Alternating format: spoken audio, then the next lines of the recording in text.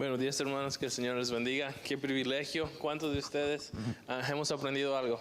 Estamos agradecidos por la conferencia. Gloria a Dios. Ahora vamos a tratar de llevar todo lo que hemos aprendido y a ver si podemos enfatizar aplicaciones. Gracias a cada uno de ustedes por compartir sus preguntas y sin más demora quisiera comenzar con la primera pregunta. Al principio de la primera sesión se hablaba de la unión de dos pecadores y muchas veces el pecado se manifiesta ya sea en violencia, en maltrato físico. ¿Es eso una justificación para la separación?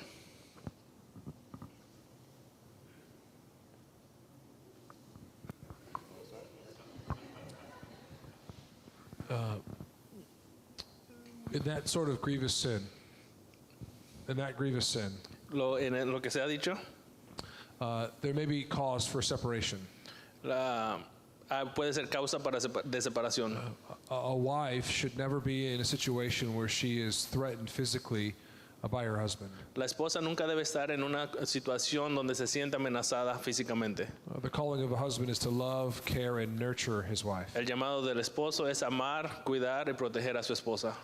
We have to be careful what we call abuse. Debemos ser cuidadosos a lo que llamamos abuso. If there's a physical abuse, the wife should leave immediately. Pero si hay abuso físico, la esposa debe salir inmediatamente. If it's verbal abuse, Si es abuso verbal, we'd have to ask lots of questions in terms of what that verbal abuse looks like. tenemos que hacer muchas preguntas para ver cómo se ve ese abuso verbal. But a wife should never live in a home where she is constantly berated and belittled. Pero una mujer nunca debe vivir en un hogar donde constantemente está siendo maltratada físicamente. But we have to be very careful in our culture Pero tenemos que ser muy cuidadosos con la cultura, because that word is thrown around, I think, too loosely. porque ese vocabulario se usa libremente, ligeramente en nuestra cultura hoy día. So if you're in a current situation like that in your marriage, Si estás en una situación de ese estilo, I would seek out the elders of your church.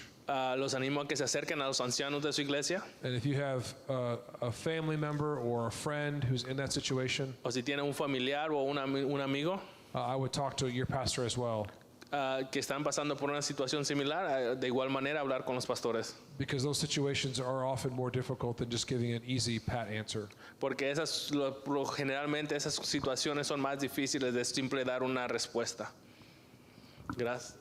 También para añadir, cuando hay algún tipo de situación donde sí hay una violación directa de lo establecido por Dios, hay un pecado en contra de Dios, en contra de una persona específica, pero que también esa acción es una acción que va contraria a la ley establecida de la tierra donde estamos. Nosotros como pastores estamos en la obligación de reportarlo a las autoridades pertinentes. Dios ha asignado diferentes esferas de autoridad que han sido asignadas al gobierno, la familia y la iglesia.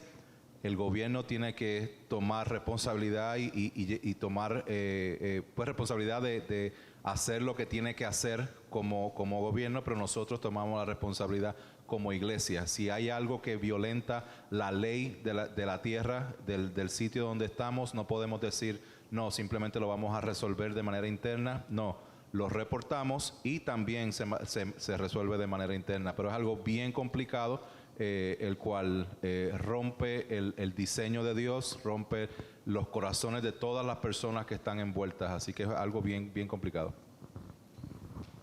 Sí, creo que ratificando lo que han dicho el pastor Dave y Víctor, de ninguna manera Dios avala el maltrato físico. O sea, no hay un solo verso en toda la escritura donde Dios permita el maltrato físico.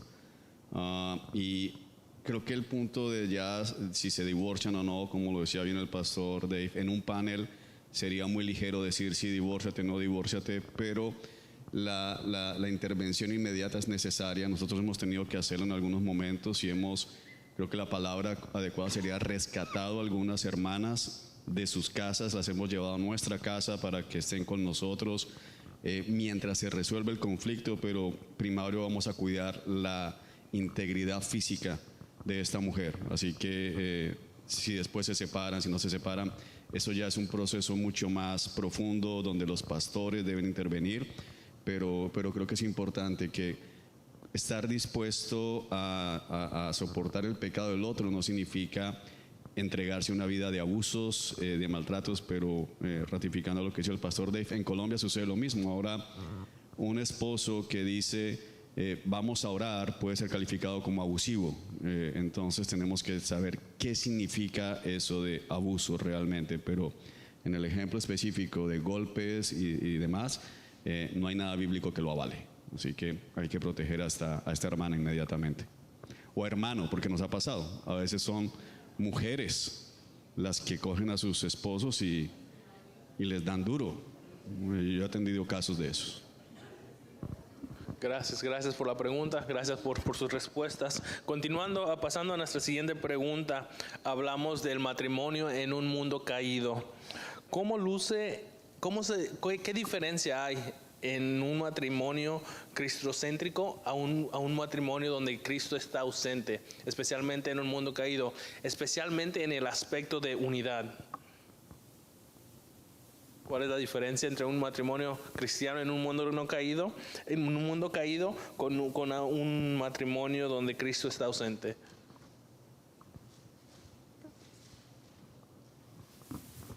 Creo que resumiendo, y resumiendo mucho lo que el pastor Dave nos decía ayer, creo que la diferencia básica es un matrimonio sin Cristo va a vivir a la manera del mundo. Entonces lo que vamos a ver en el término de la pregunta de la unidad, no hay unidad en absoluto y lo podemos ver. Hay cosas tan básicas como bolsas separadas, no sé si se entiende la expresión, bolsillos separados, como que mi dinero es mi dinero, y entonces uno escucha términos como mi esposa me debe tanto, yo le presté a mi esposo, y ese como extraño. Hay competencia de quién es el que tiene mayor poder, quién es el que tiene mayor influencia en la crianza.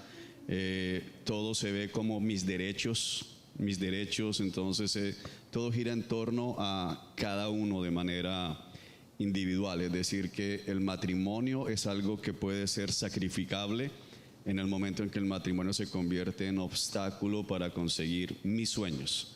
Lo que, quitando todo lo demás que puede darse de adulterio, de borracheras, que están allí a la orden del día, pero aún podemos conocer matrimonios morales sin Cristo, donde el esposo es fiel, donde el esposo no se emborracha, donde el esposo tal vez no golpea, pero ese individualismo termina por acabar realmente con la relación, porque se convierten dos personas sufriendo, atrapados en un matrimonio y como que soportando una carga que Dios les puso, y por eso tal vez la expresión que usábamos ayer de matrimonio y mortaja del cielo bajan, como dicen en Colombia, porque no hay ese sentido de esto es un regalo, sino se ve como me tocó casarme, entonces ahora pues nada, toca llevarla hasta que Cristo vuelva, hasta que el Señor nos llame a su presencia. Pero lógicamente hay una diferencia gigante allí en el egoísmo que está presente en un matrimonio donde Cristo no está.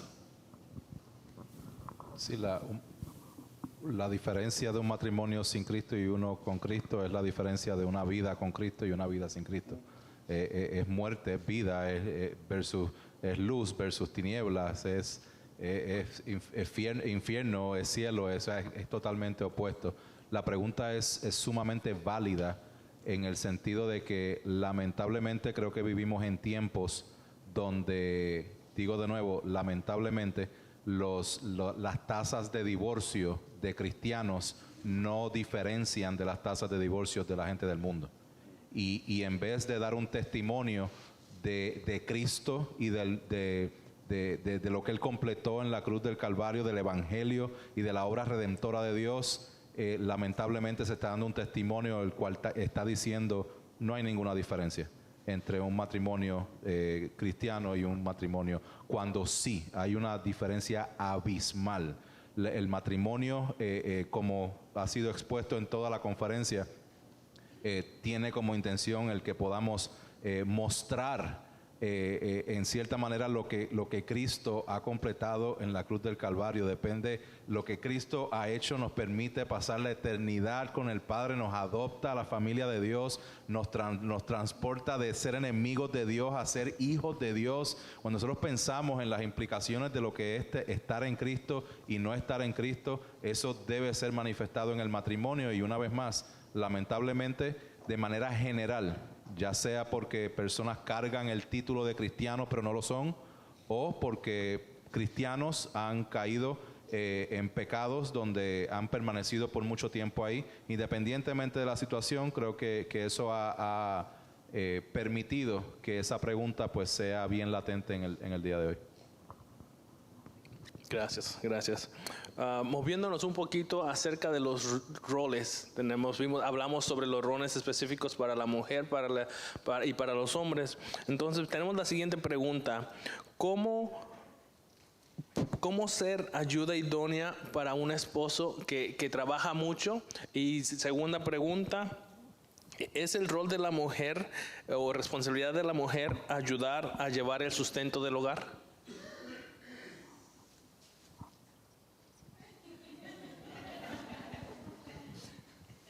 Rol de la mujer ayudar en el sustento del hogar. Es una pregunta secundaria. ¿Y cómo pueden cómo pueden ser ayuda idónea para sus esposos? Cuando trabajan mucho. Yo creo en eso, es algo que el Señor también nos pone a nosotros, ese sentir de querer ayudarlo a través de la palabra. Vemos que el ser ayuda idónea toca todas esas áreas. En nuestra relación, yo puedo hablar por nuestra relación, lo que hemos vivido últimamente pues se ha convertido un poco más busy, donde él está más fuera, sale, y entonces creo que entendiendo el evangelio, cómo ser de apoyo, primero porque yo estoy adorando al Señor, estoy sirviendo al Señor. Lo que yo hago y como esposa, primero lo hago para Cristo. Entonces eso me ayuda a mí a que mi enfoque esté en glorificar al Señor, y también Él tiene un balance. Creo que eso siempre tiene que estar presente, ¿no? Hay mucho tiempo fuera del hogar, pero Él también tiene un balance dentro del hogar. Y hablando de la economía del hogar, creo que va a ser diferente en diferentes hogares, no necesariamente tiene que ser lo mismo para cada hogar, dependiendo de la situación que se esté viviendo en el momento. En mi hogar yo trabajo, gracias al Señor, pues Él me ha permitido ciertas cosas donde yo puedo trabajar y también estar pendiente de mi hogar. Para mí, mi hogar es primero, y si hay que ajustar ciertas cosas, y si tuviera que dejar el trabajo, lo dejaría, sí, y lo entiendo ahora, pero al principio no lo entendía así. El Señor poco a poco ha ido revelando a mi vida lo que realmente es el matrimonio y lo que es más importante dentro del matrimonio. Y ahora en este mismo momento, si tuviera que hacerlo, pues lo dejaría el trabajo, porque para mí mi hogar es primero. Pero creo que no hay nada malo, no es pecado que una persona pueda hacer ayuda también en esas áreas. Pero creo que debe recaer sobre el hombre la responsabilidad. Bueno, nosotras como idóneas tenemos, creo yo, un papel bien importante. Nosotras tenemos que mirar a Cristo, y cuando nuestro esposo sale a trabajar, tenemos que mirar también, y ellos tienen que evaluar también cuánto tiempo pasan por fuera. Bien importante. Y ustedes tienen medios de gracias, esposas, los pastores, para ir a decir: pastor, mi esposo pasa más de 10 horas, 12 horas sin estar en casa.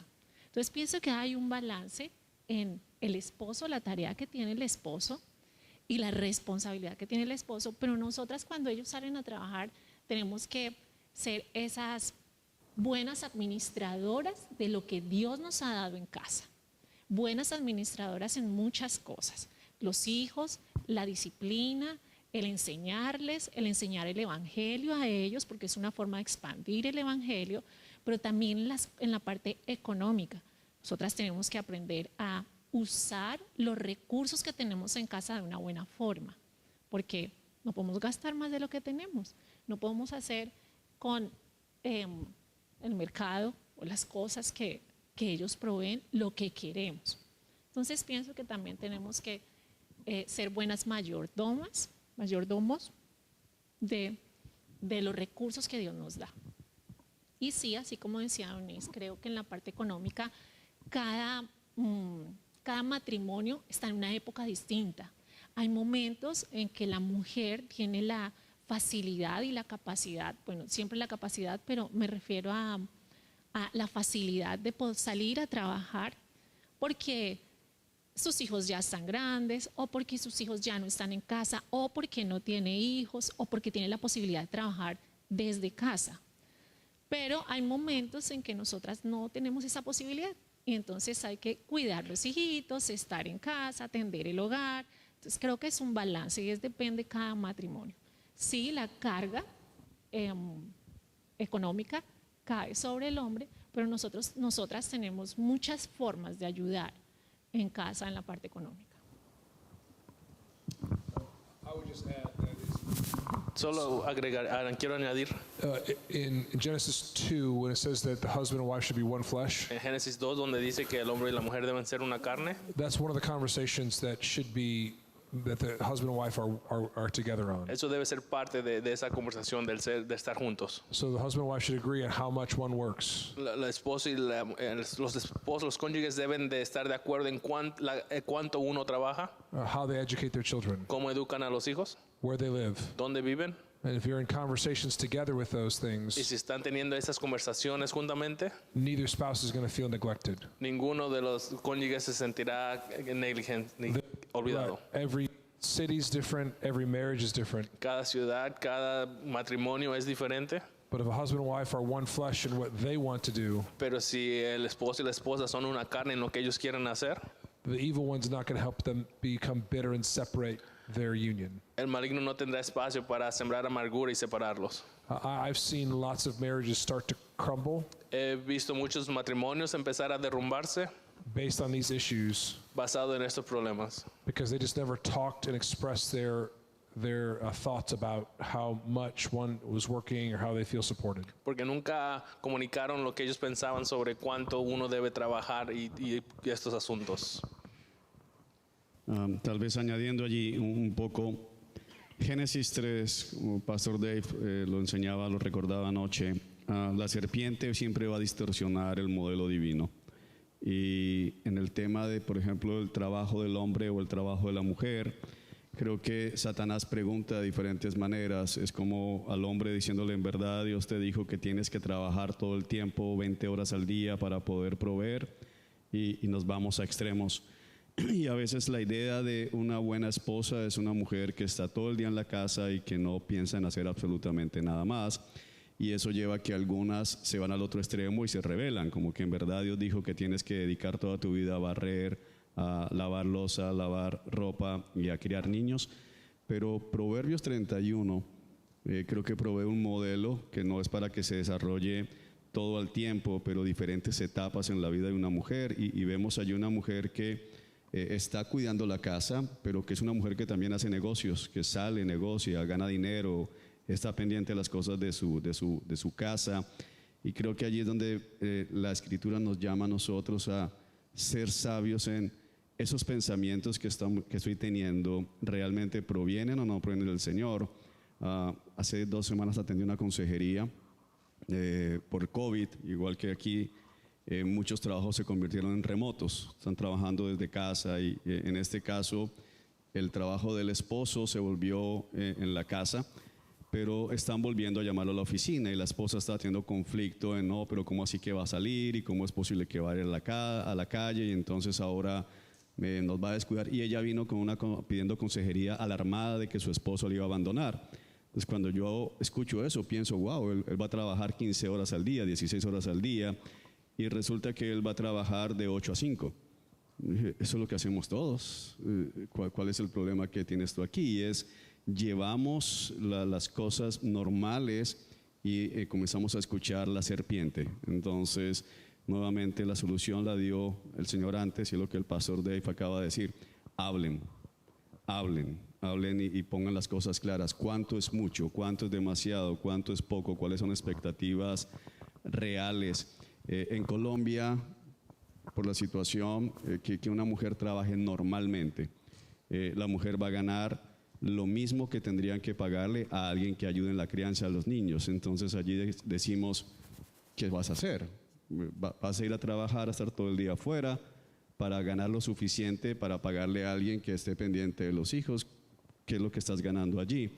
Pero no siempre es así en otras regiones. Entonces creo que entran a balancear cuál es también su propio contexto, pero si están unidos y están orando, mirando la Escritura, van a blindar el matrimonio.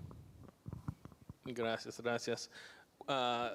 El día de noche, cuando hablamos sobre la caída, se mencionó que el hombre tiende a inclinarse por la pasividad o reaccionar con la autoridad dominante.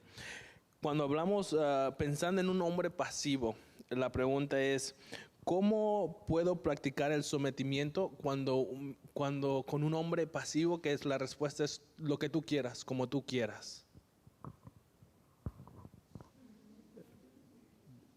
De primera instancia, no cesen de orar por sus esposos.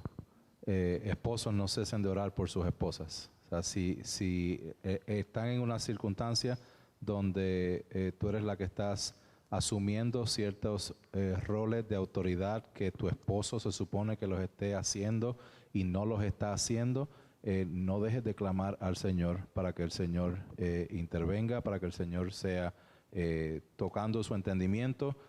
Y sigue mostrando a Cristo, que la causa por la cual tú te sometas a tu esposo como al Señor no sea a consecuencia de lo que Él hace, sino de que sea a consecuencia de lo que Él hizo. Y cuando nosotros miramos a la cruz, sí, muchas veces no va a ser un camino de rosas, no va a ser un camino difícil, pero es una invitación de parte del Señor para depender de Él, para conocerle más en intimidad, para buscarle, reconociendo de que solamente Él y su intervención puede cambiar la situación, y comuníquelo a sus pastores. Comuníquelo a sus pastores para que también podamos, junto con usted, pues poder hablar con su esposo y ver la manera de cómo podemos influenciar en la manera en que Él asume el rol de liderazgo.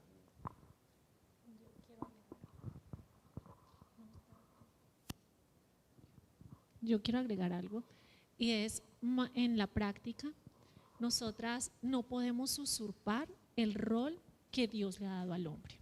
Independiente si este hombre es muy pasivo o no, nosotras tenemos que respetar lo que Dios le ha dado a él. Entonces, ¿qué tenemos? Como decía Pastor Víctor ahorita, tenemos que orar por nuestro esposo todo el tiempo, pero nosotras no podemos decir: como él no hace, pues yo lo hago. Él no quiso hacer devocional con mi hijo, entonces yo lo hago. Eso es usurpar el rol que Dios le ha dado a él. Y no es correcto, mujer. Nosotras tenemos que dejar que ellos hagan, impulsarlos a que ellos hagan. Como dice Pastor Víctor, ir donde las autoridades, porque tenemos medios de gracia en la iglesia, donde ellos nos pueden ayudar y decirle: pastor, pasa esto en mi casa. Él no hace su devocional, no hace devocional con los niños, no pasa tiempo con nosotros y necesitamos ayuda. Pero no nos podemos quedar en el proceso de: no, yo usurpo el rol, porque es pecado delante del Señor. Y lo que tenemos que hacer nosotras es glorificar todo el tiempo a Cristo. Y algo que también, con sabiduría, ir donde el esposo, si es un ejemplo, un devocional. Mi esposo no hace el devocional con los niños. Podemos ir con sabiduría, que, oye, podemos leer la palabra y dejar que él vaya y haga y tome ese liderazgo. No nosotras ir de una, pues él no lo está haciendo, pues déjame entonces yo ir a hacerlo. Y leer la Biblia en voz alta para que él vea que lo estoy haciendo. No, tenemos que ser sabia, y también creo que muchas veces nosotras queremos las cosas en el momento que lo queremos. Le decimos al esposo: ¿me puedes llevar? Y creo que lo digo por experiencia. ¿Me puedes llevar esa escalera allí? y pasó 5 segundos y no lo ha hecho en el momento que yo lo quiero, entonces yo vengo cargando eso que es tan pesado que le toca a él hacerlo porque no quiero esperar a que él lo haga, lo quiero en mi momento. Entonces creo que nosotros somos culpables muchas veces de tomar ese rol que le toca a él por ser impacientes, por nuestros propios deseos, y tenemos que pensar realmente si le estamos fallando al Señor nosotras, por no querer esperar ese tiempo y quererlo cuando nosotros lo queremos. In 1 Thessalonians 5:14, Primera de Tesalonicenses 5:14, Paul says, rebuke the idle, Pablo dice, rebuke the idle, ¿quién me ayuda? Amonesten, reprende al perezoso, encourage the faint-hearted, anima al débil, help the weak. Sostengan a los débiles. Be patient with them all. Sé pacientes con todos. When someone is passive, you have to understand why they're passive. Cuando alguien es pasivo, debe de tratar de entender por qué es pasivo. They could be lazy, Puede ser que sea flojo and they need to be rebuked. y necesita ser amonestado. They could be faint-hearted, Puede ser débil and they're afraid of failing and not doing things well. puede tener temor a fallar, a no So- hacer las cosas bien. Not every passive husband is the same. Así que no todos los esposos pasivos son iguales. But it's wise what these ladies said. Pero es sabio lo que dijeron estas damas. You know how to encourage your husband, and so you have to study your husband and how you can come alongside them to become the man that God wants him to be. Pero ustedes saben cómo animar y motivar a sus esposos a que sea a seguir a Cristo. Creo que una cosa práctica, mujeres, es cuando ustedes estén orando porque Dios haga que sus esposos lideren, estén dispuestas a que lideren. Muchas veces en las consejerías, mujeres se quejan, oh, pastor, mi esposo es pasivo, mi esposo no toma el liderazgo, y cuando él comienza a levantarse, ella es la primera que va a aplastarlo nuevamente. Porque es como, quiero que haga, pero en realidad disfruto que no lo haga porque eso me permite tomar el rol que no me corresponde.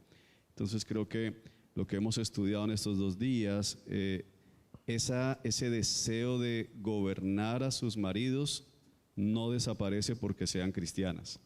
Ese deseo va a estar allí, esa tentación, ese pecado acechando en el corazón va a permanecer.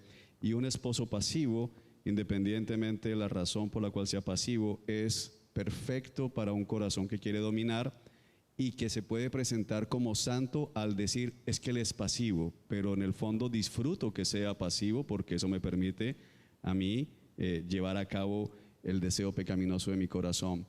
Entonces, 1, estén dispuestas a que ellos asuman liderazgo, y 2, animen cada vez que lidera, porque es que a veces puede ser un caso como el que está diciendo el pastor Dave, no siempre es pereza, a veces no fueron criados con liderazgo, tuvieron muchas situaciones, su temperamento es pasivo, y a veces ese es el esposo que ustedes necesitan. A veces las mujeres son muy rápidas y Dios les da un esposo que se toma 5 minutos para dar una respuesta. Y para ellas eso es pasivo, pero no es pasivo. Su temperamento es, y en el equipo de liderazgo en la iglesia tenemos un pastor que es así. Entonces yo soy muy rápido. Y yo digo, mira, ¿qué tal si hacemos esto? Y él se queda.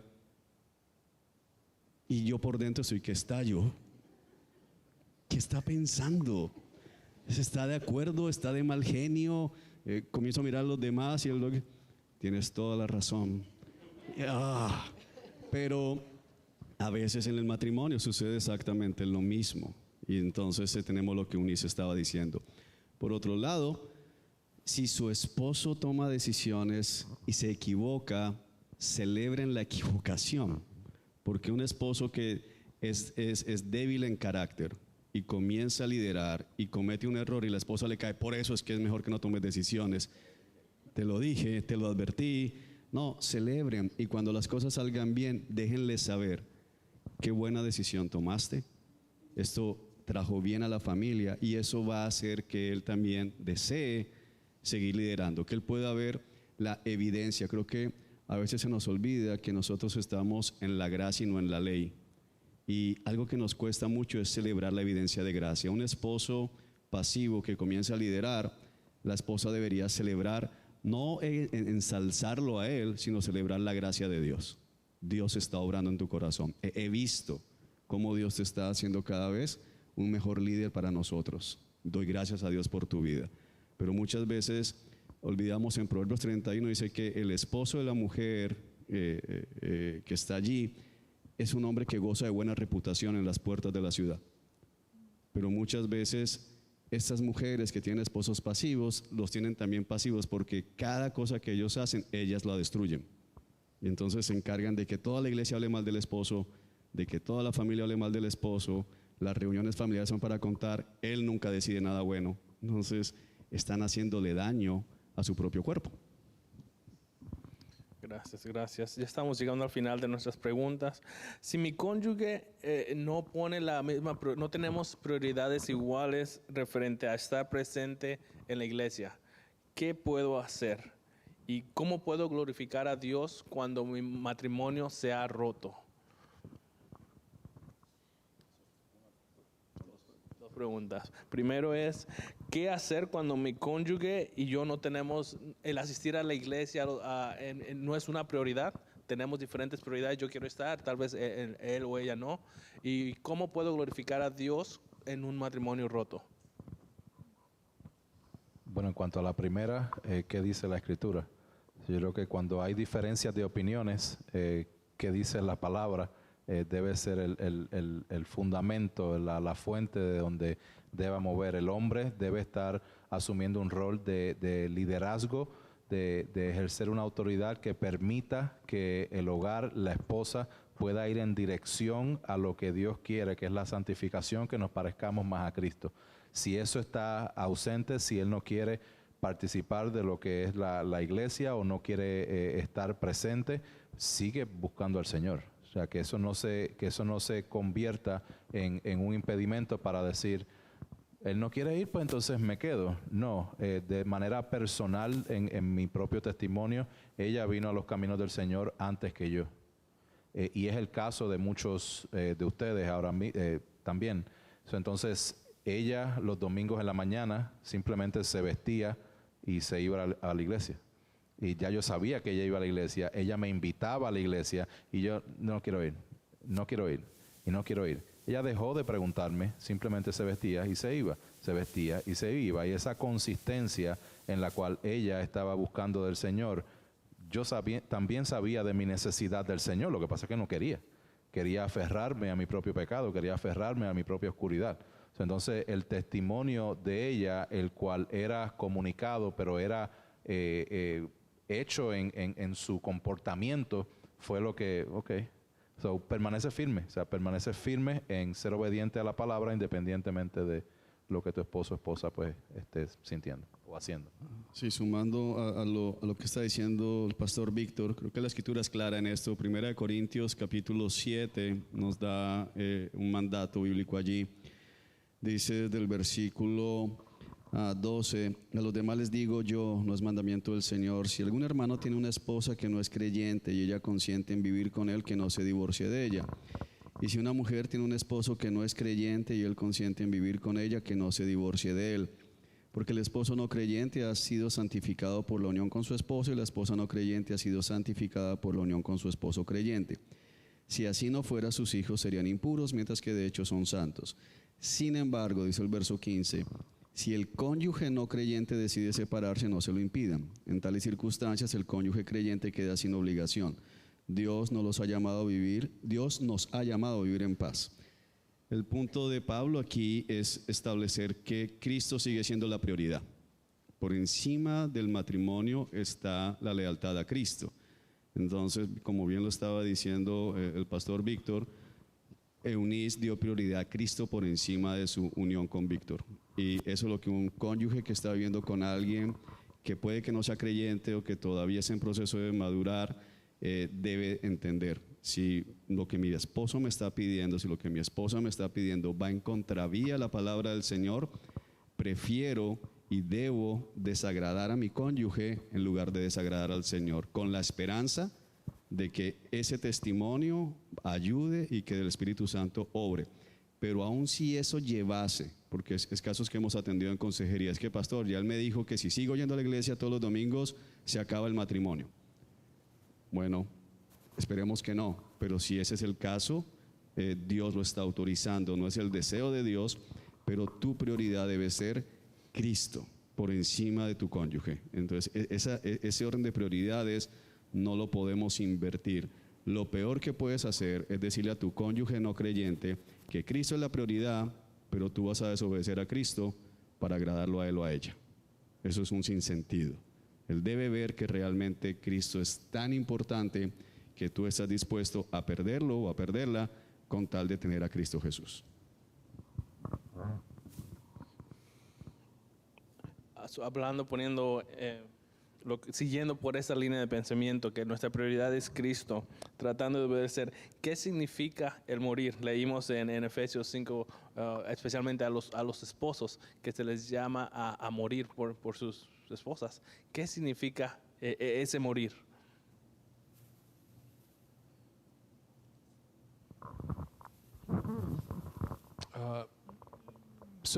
Paul writes, husbands, love your wives. Pablo escribe a esposos, amen a sus esposas. So for me, Dave, love Ellen. Dave ama a Ellen. How can I lay down my life for my wife? ¿Cómo puedo dar mi vida por mi esposa? She's unique. Ella es única. She experiences love in a particular way. Ella recibe el amor de una manera específica. So if I'm going to lay down my life, Así que si quiero entregar mi vida, if I'm going to die for her, si voy a morir por ella, I'm going to die for my desires and what I want voy a morir a mis deseos y lo que yo quiero for her good. por el bienestar de ella. So husbands, you need to learn and study your wives Esposos tienen que estudiar a sus esposas and know how you can love them. y saber cómo pueden amarlas. Victor asked some great questions in our time together with the men. En nuestro tiempo con los hombres, Víctor hizo una gran pregunta. Ask your wife, how can I love you better? Pregúntale a su esposa, ¿cómo puedo amarte mejor? Is there anything that I'm doing that would cause you to feel bad? ¿Hay algo que esté haciendo que te causa sentirte mal? How can I help encourage you to walk with Christ? ¿Cómo puedo apuntarte más hacia Cristo? So practically, Prácticamente, I know my wife really likes when I do the dishes. yo sé que a mi esposa le gusta cuando limpio la loza. And let's say I'm tired Platos. after a long day of work and I want to watch the game. Especialmente cuando ha sido un largo día y yo quiero ver el juego. I know as soon as I sit down, I never want to get up. Yo sé que en cuanto yo me siente no me voy a querer levantar. So I die to my desire to watch the game and I do the dishes. Así que muero a mi deseo de ver el juego y limpio los platos. My wife is happy, Mi esposa está contenta, which makes me happy, lo que me hace estar contento, which means I'll probably get to watch the game. lo que significa que tal vez pueda ver el juego. It's never a bad thing to love your wives in a very unique way. Nunca es una mala cosa el amar a tu esposa en una manera única. O sea, siguiendo esa línea, yo a mi esposa le digo muchas veces, te amo, le digo flaca, que es como yo le digo a ella, flaquita, te amo, y mi esposa me responde, que se vea, Juan. Y ha sido difícil lidiar con eso, qué significa que se vea, pero la respuesta, y Víctor nos ayudaba esta mañana en eso, yo necesito amar a mi esposa como ella se siente amada, no como yo creo que la debo amar.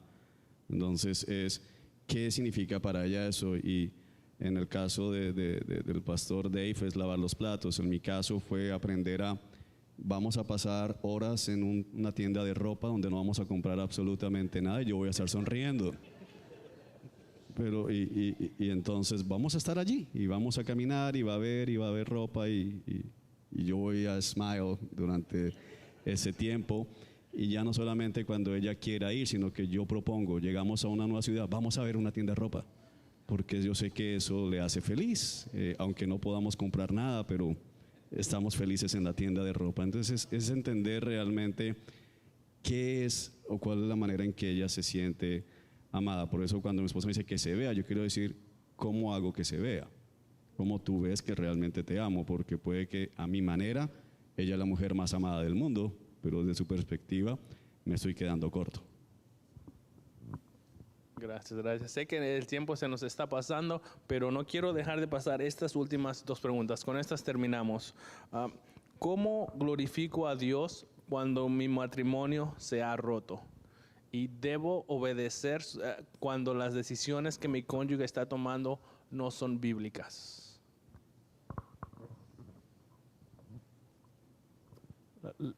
El glorificar a Dios siempre va a estar conectado a la obediencia a la palabra de Dios. Entonces, ¿cómo glorificar a Dios cuando el matrimonio se ha roto? No sé si la situación específica es que ya ha ocurrido un divorcio, ya completamente hay vidas apartes, o si están diciendo el matrimonio está roto porque realmente piensan que está roto, pero todavía están juntos y hay algún tipo de esperanza. Entonces, yo creo que la manera de glorificar a Dios es la manera de seguir conociéndole, de seguir buscándole en la palabra de Dios y pedirle al Señor que cada día nos dé las fuerzas y el enfoque para mantener nuestros ojos puestos en Él de manera tal que podamos poner en obediencia lo que Él espera de nosotros. Entonces, es una vez más desconectar la circunstancia que está alrededor nuestro y que nuestros ojos estén puestos con la realidad de la obra redentora de Jesucristo, lo que Él completó en la cruz del Calvario. Nos va a dar eso el filtro necesario para poder seguir dando pasos en obediencia día tras día, y en el transcurso, pues obviamente Dios nos ha dado estos medios de gracia donde podemos clamar a Él y seguir pidiendo que ya sea que restaure el matrimonio o que nos permita tener unos anhelos y unos deseos en el cual podamos estar contentos en Cristo, donde podamos entender de que tengo a Cristo y Cristo es suficiente. O sea, vamos a estar en un tiempo temporero de sufrimiento, de necesidades aquí en la tierra, pero somos peregrinos extranjeros, vamos de camino hacia estar una eternidad con nuestro Señor, y que nuestros ojos, y que nada ni nadie nos quite nuestros ojos de ir hacia esa dirección. Y había una segunda pregunta que se me olvidó cuál era. ¿Debo obedecer cuando las decisiones no son bíblicas?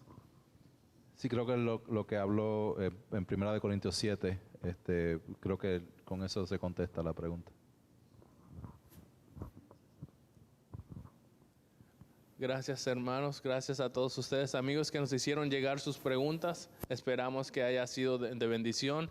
Y si surgen preguntas, tienen la información de Pastor Víctor, de nosotros, por favor, en lo que podamos servirles.